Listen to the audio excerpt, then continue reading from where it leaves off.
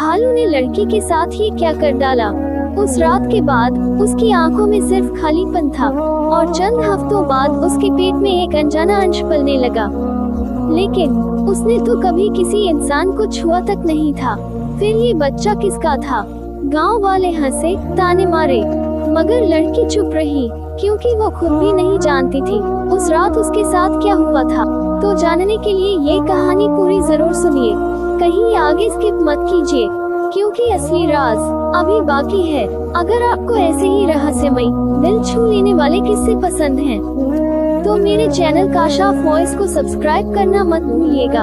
आपका एक क्लिक मुझे अगली कहानी कहने की हिम्मत देता है। अब कहानी शुरू होती है। गांव गुहापुर। रूही नाम की एक 22 साल की लड़की बेहद शांत और शर्मीली अकेली रहती थी। माँ बाप बचपन में गुजर गए थे। रिश्तेदारों ने उसे बोझ समझकर छोड़ दिया। गांव के बाहर जंगल के किनारे एक टूटी फूटी झोपड़ी में उसका बसेरा था। रूही की दिनचर्या शांत थी। सुबह तालाब से पानी लाना, मिट्टी का चूल्हा जलाकर खाना बनाना, जंगल में लकड़ी चुनना। इंसानों से उसका कोई वास्ता नहीं था। लोग उसे पगली भी कहते थे। मगर रूही उस तानों की दुनिया से कहीं दूर अपने सपनों की दुनिया में जी रही थी। एक रात जोर की बारिश हुई। रूही अपने घर में बैठी मिट्टी की दीवारों से बारिश टपकने की आवाज सुन रही थी। तभी बाहर से किसी जानवर की कराहने की आवाज आई। डरते डरते वह बाहर निकली तो देखा भालू बारिश में भीगा पड़ा है। उसके शरीर पर चोटें थी।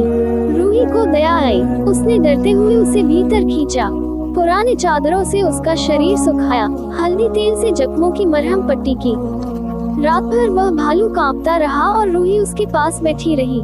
एक दिन फज्र के बाद जब रूही जंगल के अंदर नीम की पत्तियां चुन रही थी, झाड़ियों से एक अजीब सी आहट सुनाई दी।